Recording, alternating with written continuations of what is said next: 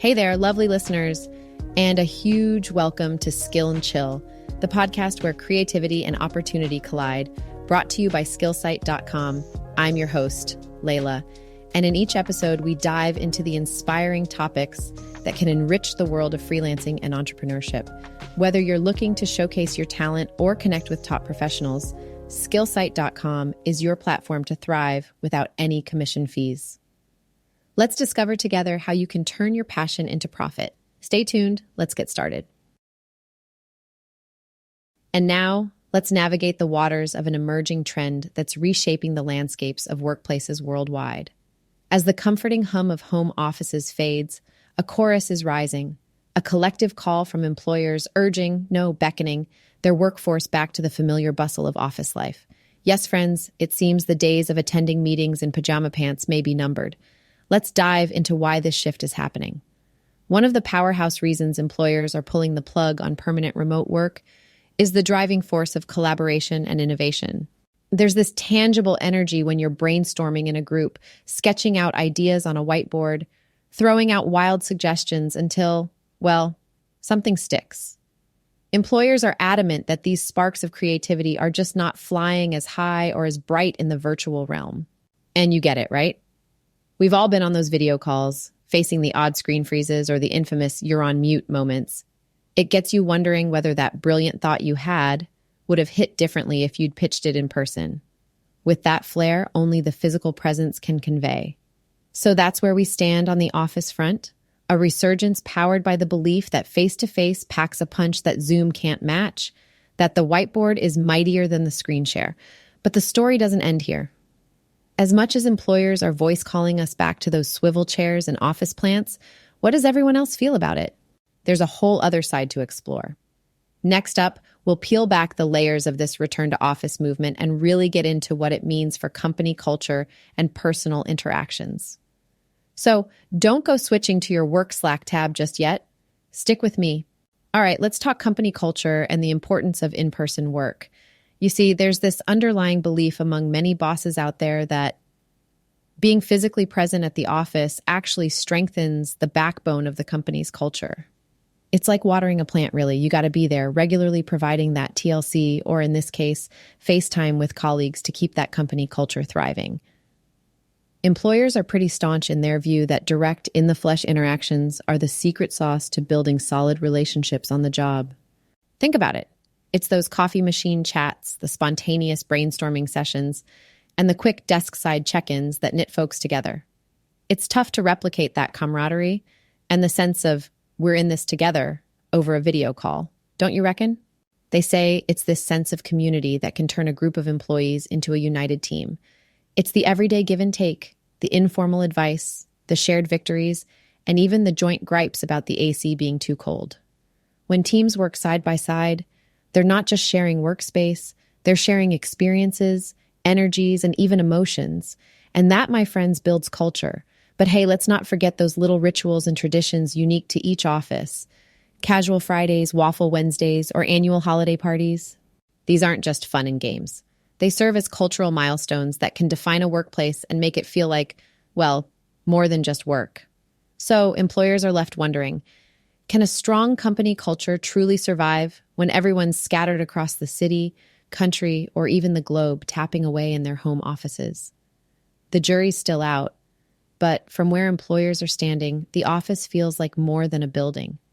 It's the arena where company culture is put to the test and where it thrives.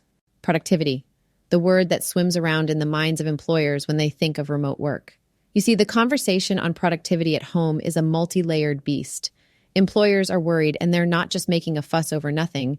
There's a heap of studies out there backing up their concerns. Distractions at home, oh, they come in all shapes and sizes. From the lure of that comfy couch calling for a midday nap to our beloved pets crashing video calls. Yes, Mr. Whiskers, I'm talking about you. Working from home can sometimes be like navigating a minefield of interruptions. Then there's the issue of breaks. Now, we all need them. But studies suggest that some folks working from home are hitting the pause button a bit more than they might in an office environment. It's like this. Imagine you're at home, you've hit a tough problem, and suddenly that pile of laundry seems like an urgent task. Employers fear that these productivity pitfalls are making teamwork and, ultimately, the whole business suffer. And it's not just about the quantity of work, but the quality too. Sure, the autonomy of working from our home havens can boost morale for some, but what about creative brainstorming? The quick problem solving that happens spontaneously in office hallways, or simply the magic that unfolds when bright minds collide in person? Employers are scratching their heads, wondering if the innovation spark is dimming with everyone scattered across the city, in their home offices, or at their kitchen tables. So, what's the real deal? Is Home Sweet Home doubling up as a productivity powerhouse? Or are employers right to be a touch skeptical? It's the million-dollar question as we all strive to find the sweet spot between flexibility and staying on point with our professional game. It's clear that as much as working from home has given us comfort, for employers, it's a gray area shadowed by concerns about just how much work is really getting done. Pause for a moment and put yourself in the shoes of employees who've grown accustomed to the autonomy and comforts of working from their personal spaces. For many, the thought of transitioning back to office life is met with a cocktail of emotion. There's a hesitancy that's hard to shake off. And it's not as simple as ditching pajamas for office attire or swapping the home brew for office coffee. There's a bigger picture here, one of deep-rooted reservations and a palpable reluctance stirring within the workforce. Think about it. Commutes that once seemed a distant memory are now looming overhead once more. That personal domain where work-life balance was meticulously honed, now teetering on the brink of change. And let's not overlook the newfound flexibility remote work granted, a commodity that's become so ingrained that to part with it seems almost unthinkable. Workers wonder about the dynamics of returning to office chatter and the interplay of professional relationships when the screen mediator is no more. Will the old synergy spark again, or has the virtual gap redrawed boundaries? And, oh, the intangible yet so significant aspect of mental health, a factor that for some improved without the pressures of in-office politics. Yes, for most, remote work wasn't just a phase. It was a lifestyle shift, one that wasn't just about surviving a pandemic, but thriving within a new normal.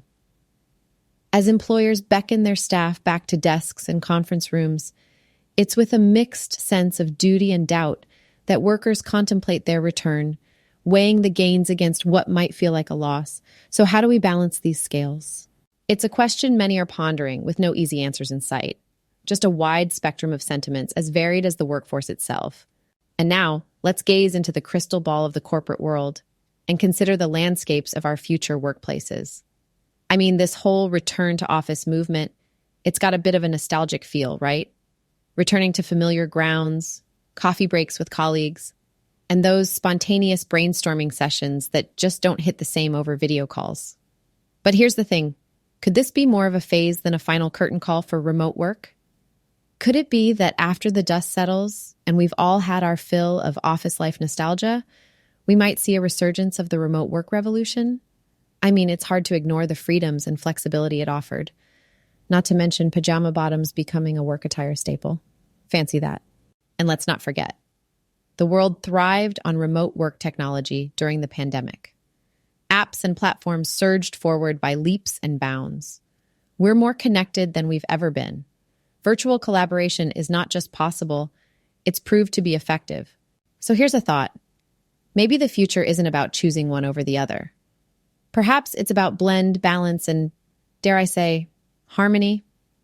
The traditional office, with its undeniable perks of in-person synergy and remote work, champion of modern convenience and work-life balance, both bringing something to the table. Could a hybrid work model be the hero we all need, but haven't fully embraced yet? It's a fascinating time for the world of work, my friends.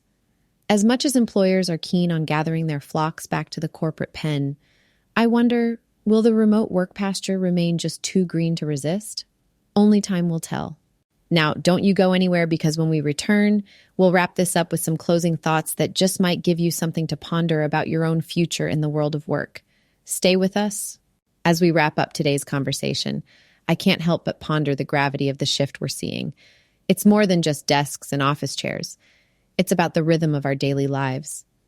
Businesses might be hankering for a return to the pre-pandemic norm, but employees, well, they've had a taste of the flexibility of working remotely. This tug of war between office culture and work from home freedom is more than just logistical, it's deeply personal. So as we sign off, I invite you to reflect on the future of work. How do you see the balance between productivity and the personal touch that comes from those water cooler moments? Whatever your ideal work environment looks like, the conversation continues. Keep pondering, keep challenging, and let's shape the future of work together. And just like that, we've reached the end of another episode here at Skill and Chill. Big thanks to all of you for tuning in and taking this deep dive with us. If today's conversation inspired you to take the next step in your career, head over to sqillsite.com and create your professional profile today. At sqillsite.com, we empower you to connect directly with clients, keep 100% of your earnings, and manage your projects your way. Don't forget, sqillsite.com is more than just a marketplace. It's a community where your creativity has no limits. Join us at sqillsite.com and let's make great things happen together. Until next time, I'm Laila, signing off. Stay curious, folks.